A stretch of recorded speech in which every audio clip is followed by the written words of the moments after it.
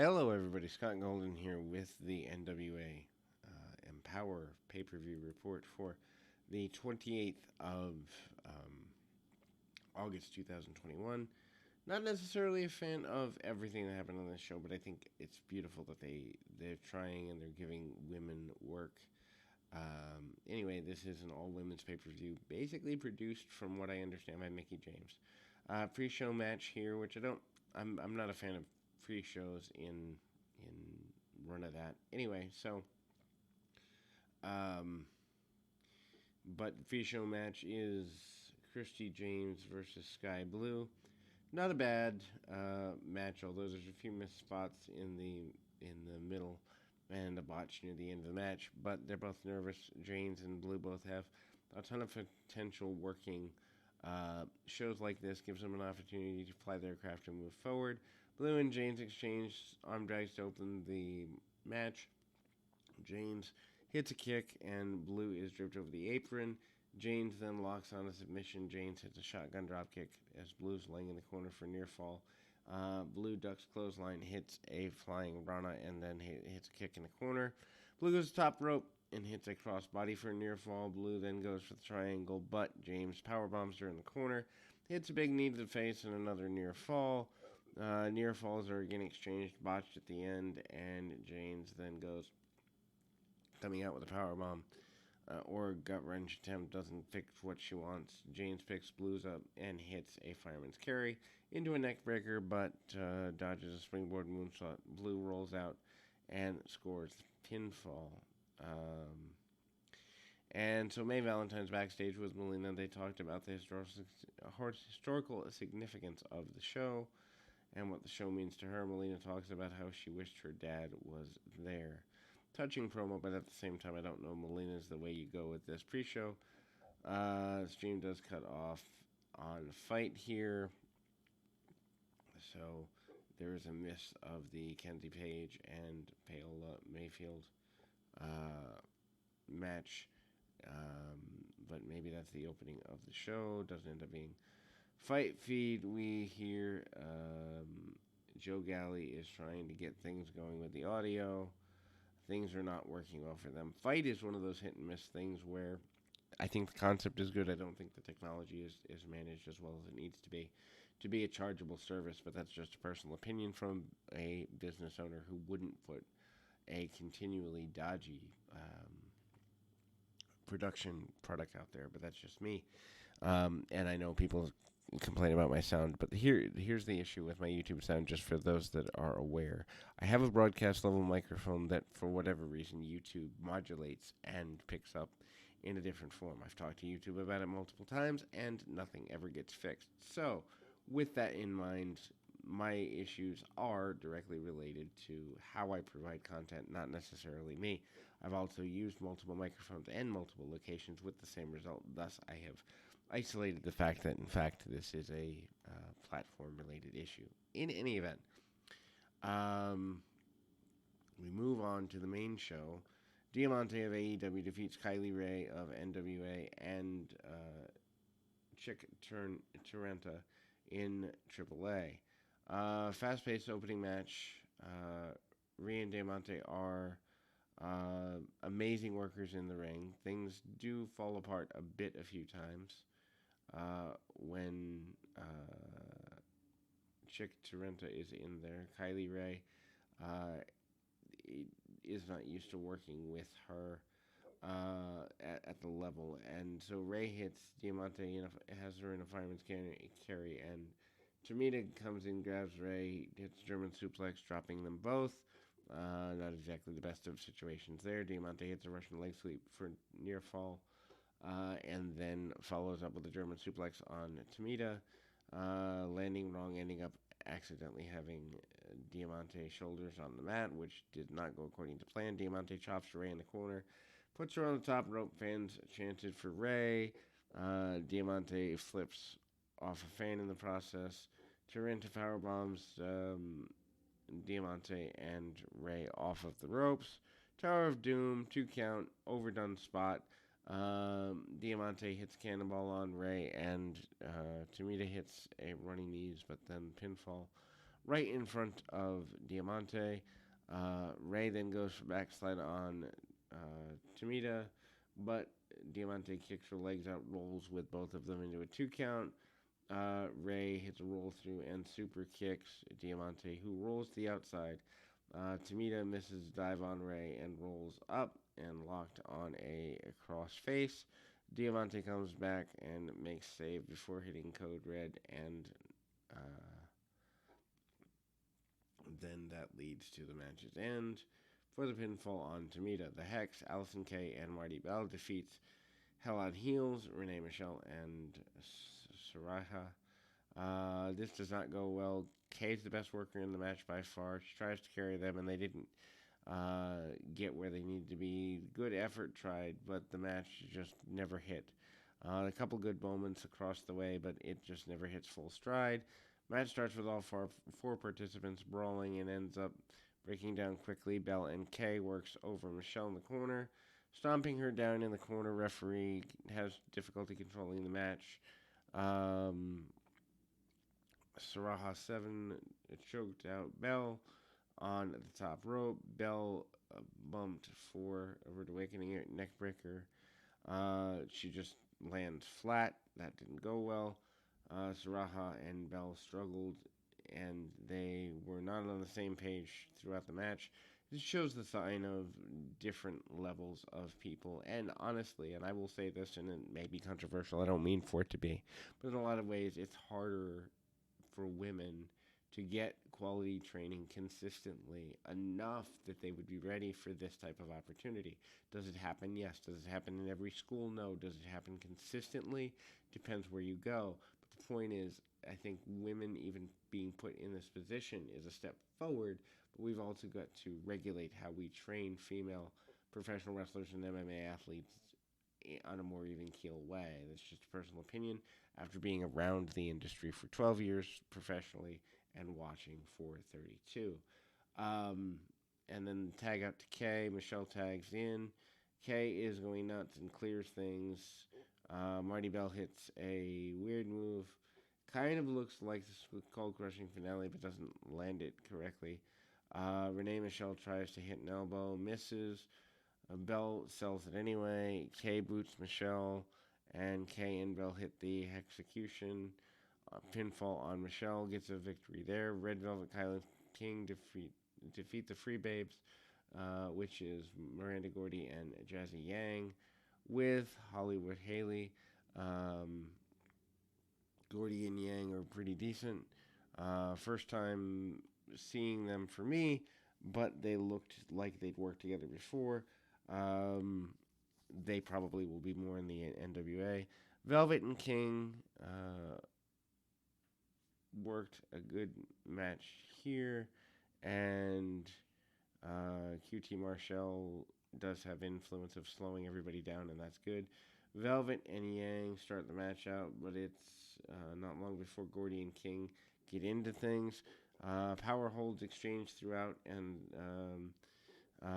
Hollywood Haley comes in, throws a coat to Red Velvet, and Gordy responds with a big boot and a gorilla press slam. They start to get heat on Velvet, and there's cheating behind the referee's back. Velvet comes back with a tag, gets caught by Gordy, and then Velvet hits an enziguri and tags out to King, who runs wild on everyone.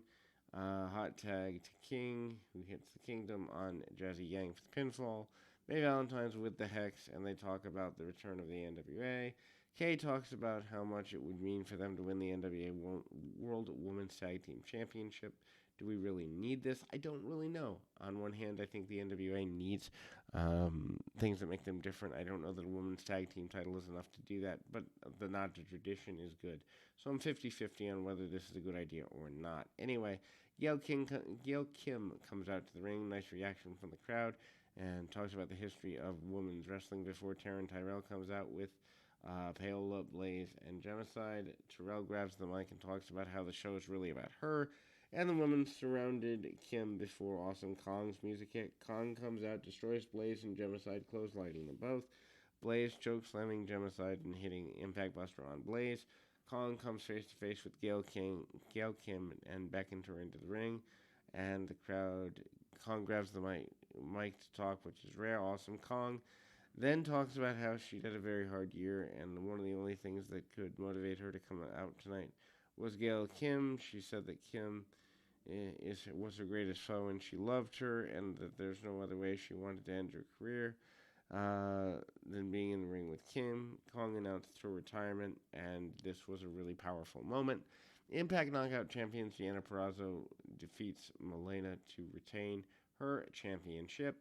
Purrazzo is probably one of my favorite non-national women right now, and I say non-national because a lot of people don't know that Impact still exists. To me, the national companies are WWE and AEW.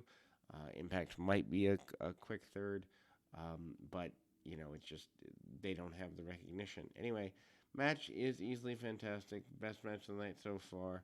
Melina does step up here, but she's been either carried to a good match or found a dance partner that works well with her.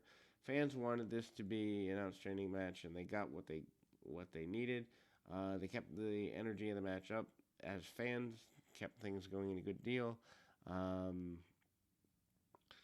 And then Purrazzo and Serena Deeb is kind of a fantasy match. I think Purrazzo coming to AEW would be amazing for them. Melina and Purrazzo keep it basic in the opening exchanges. Melina takes over with a submission attempt and drives Purrazzo's head into the buckle. Melina then goes for the Rana off the top rope, but Purrazzo caught her in midair and has a powerbomb. Purrazzo then starts working over the arm, and Melina sells quite well.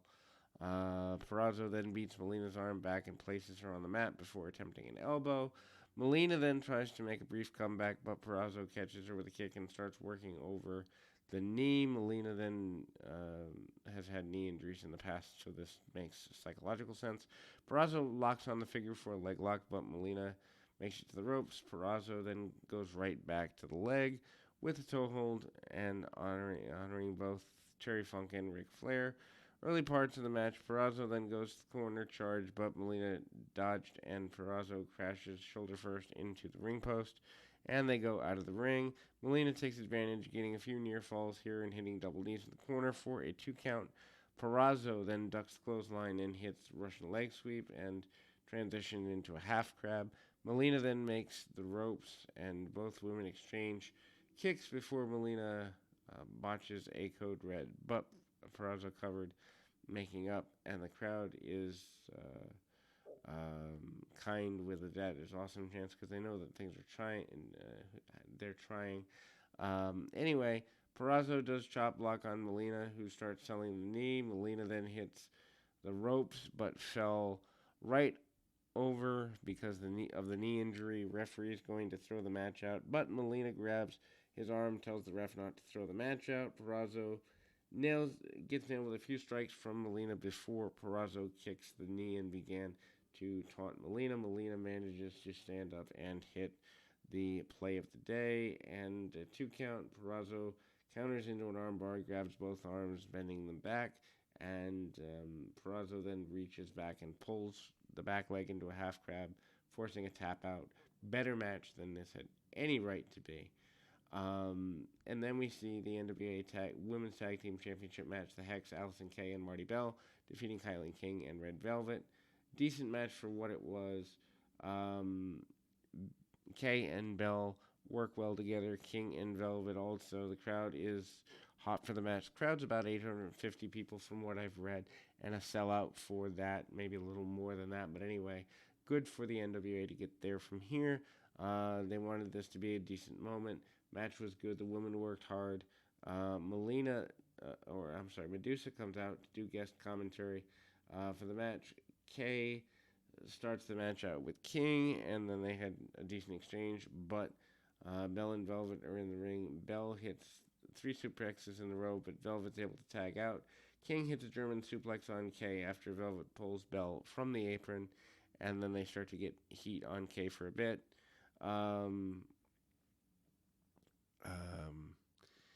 And then the AEW women pull kind of a heel bit. Velvet catches Kay and almost eats a powerbomb, but counters into a Rana. Velvet locks on the octopus stretch, but Kay is able to get a huge spinebuster on Velvet before making the tag. to Marty Bell for the hot tag. Bell hits a kick to King and then goes pinfall, but Velvet breaks down. King slams Kay and Velvet into the frog splash, but Kay moves. Kay and Bell then hit an assisted AK 47 on Velvet for the pinfall, and they've won the Women's Tag Team Championship. Better match than it had any right to be. Um, and then we go so we're moving right along. We got what amounts to a total of two more matches here. NWA Women's Champion Camille with Strictly Business defeats Layla Hirsch to retain. Match was phenomenal. Layla Hirsch is outstanding. Probably one of the better women that AEW has right now, and they need to be pushing her better. Camille needs to be easily on national television every week, and I hope AEW officials are watching. Not that they wouldn't be. Match of her career, and she certainly has something special.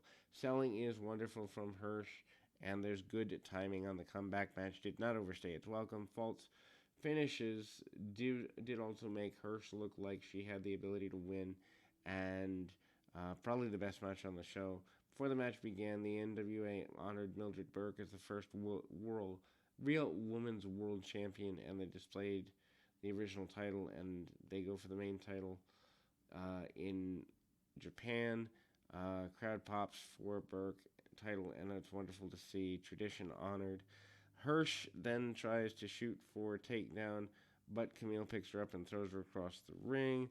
Hirsch then tries to float over, but Camille shrugs her off due to the size difference. There's nearly a foot size difference between them. Hirsch changes tactics to trying to use Lucha, runs up the ropes, and hits a Rana. Then a dive to the floor. Camille is taken down with a huge pop from the crowd, and that's a pretty big deal. Camille catches the Rana in an attempt on the floor and swings Hirsch into the stairs, which looked like it hurt. Camille grabs Hirsch and drags her over the guardrail, and Strictly Business is at the table just behind the guardrail cheering her on. Camille continues to use her power, throwing Hirsch around, and includes trying to set her up in the ropes and hitting many big strikes to the chest of Camille. Camille tries to pick up Hirsch, but Hirsch locks on a sleeper and pulls her arm over the rope into an armbar, and Hirsch comes back and gets put into a fireman's carry. Camille then hits a big backbreaker before hitting a snap suplex. Camille hits European uppercuts and drops Hirsch. Hirsch doesn't stay down, continues to fight from underneath, hits a few strikes, but it wasn't enough to keep Camille in control. Camille then goes for a superplex, but Hirsch drives her head into the buckle and cartwheeled over Camille's back into a German suplex. This was just... I'm not a big fan of like lucha level spots that don't make sense, but this is really cool. Hirsch finally starts hitting suplexes and hitting 3 Germans and 2 flying knees for a near fall. Crowd goes nuts for Hirsch and then goes for the armbar, but Camille manages to drag herself to the ropes to escape. Camille hit a pump kick to drive Hirsch and then picks up the torture rack into the powerbomb for a 2 count. Hirsch then hits Salto suplex and a lariat in exchange of forearms, and the crowd is all on their feet. Hirsch then goes to the moonsault, but Camille moves. Camille goes spear, but Hirsch floats over, backstabber, and locks on an armbar again. Camille then fights out, caught Hirsch for the 3rd knee attempt and dumps her over, and then hits a spear for the win, and this certainly was fantastic. We go to closing the thing with the Battle Royal. I think this was more about getting the women on the show. Not necessarily a fan of the gauntlet, but I guess whoever wins this gets a chance at a match on the 73rd anniversary show the next day. So, Gauntlet. Chelsea Green defeated Bianca Carlilli, Debbie Malenko, Lady Frost, Jamie Signal, Gemicide, Kiera Hogan, Masha Slovich, Thunder Kitty, and Tootie Lynn. Not a bad match, but didn't have as much good that's here. The key stories coming out of it have to do with Masha Slamovich being decent. Kiera Hogan looks good. Debbie Malenko coming back after almost, I think, close to 2 decades out of wrestling is an amazing thing in and of itself. Um, she comes out. Tootie Lynn looked fantastic. Had not seen her before, so not familiar with her work. She's a hometown hero, so that makes sense. Having one of those probably a good idea in a lot of ways. Um, and then they get a victory over Slemvich, and then they have chances for power to be really cool. Chelsea Green and Kiera Hogan are the first entrants into the gauntlet. Green and Hogan exchanged the pinfall attempts early on, but there's a bunch of kickouts. Hogan hits a super kick on Green. Green dodges the corner, hits a knee in the corner. Bianca Carlili was third, and she slams Hogan for near fall. Thunder Kitty fourth in the ring. Announcers talk about how she is 100 years old. She doesn't look like it. Gemicide's fifth. She comes out with Tyron Tyrell.